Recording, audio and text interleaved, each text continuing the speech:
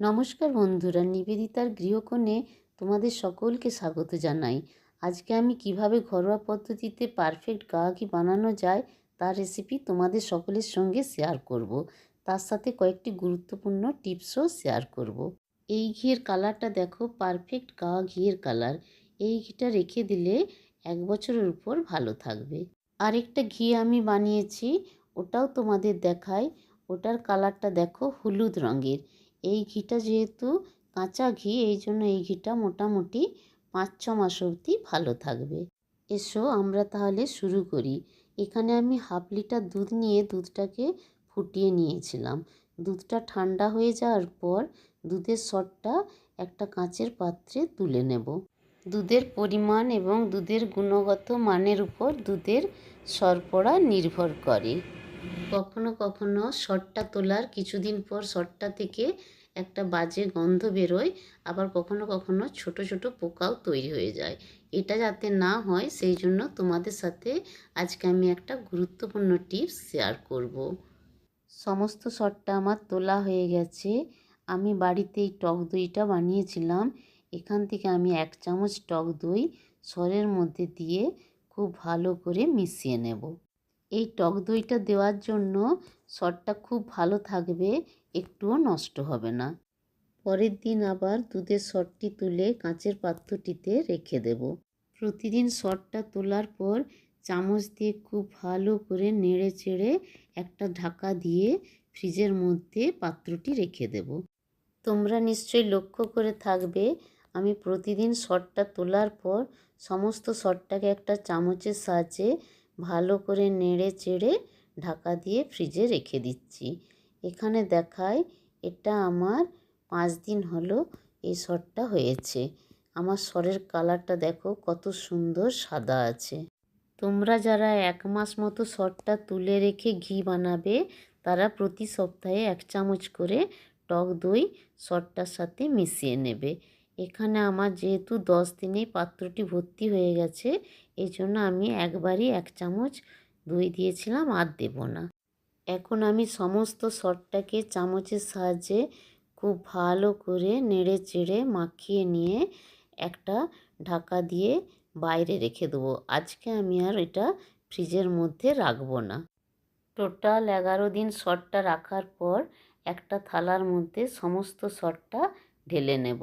হাতের তালুর সাহায্যে চাপ দিয়ে দিয়ে সরটা ঘষে নেব।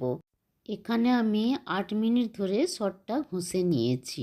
সূর্য ওঠার আগে সরটা ঘষে নিতে পারলে খুব ভালো মাখন বের হয়।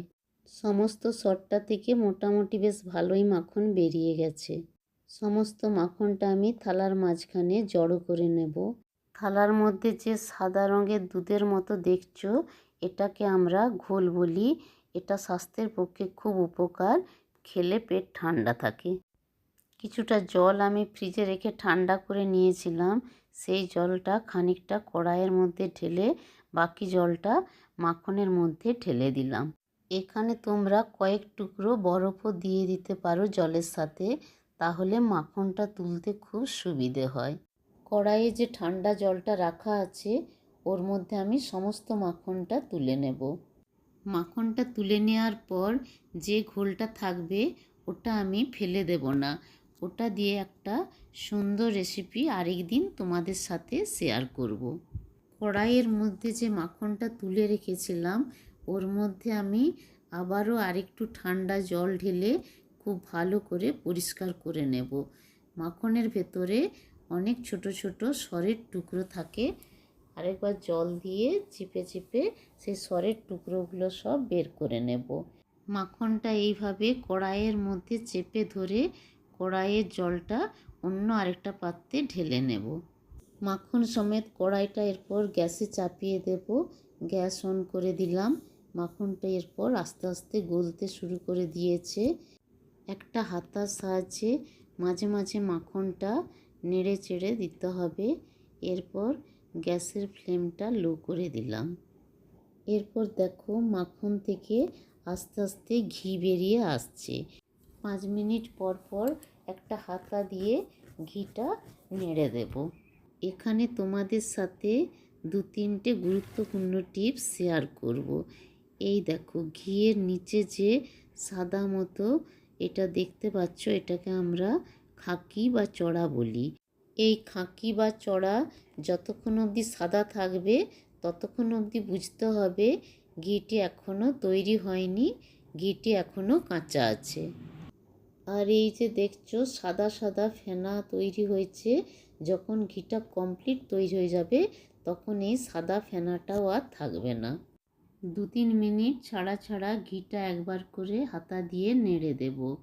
তোমাদের সকলকে এইভাবে বাড়িতে ঘি বানিয়ে দেখার জন্য বিশেষ অনুরোধ রইল। ভালো লাগলে লাইক দিও, বন্ধুদের সাথে শেয়ার করো এবং কীরকম ঘি তোমাদের হয়েছিল অতি অবশ্যই কমেন্টে জানিও। এখন আমার ঘিটা প্রায় হয়ে এসেছে, তোমাদের দেখায়। এই দেখো খাকির কালারটা যখন দেখবে এরকম কালচে টাইপের হয়ে গেছে তখন বুঝতে হবে ঘিটা হয়ে গেছে।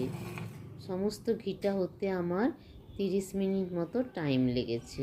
ঘিয়ের কালারটা দেখো কত সুন্দর হয়েছে এবং সারা বাড়ি ঘিয়ের মিষ্টি গন্ধে ভরে উঠেছে।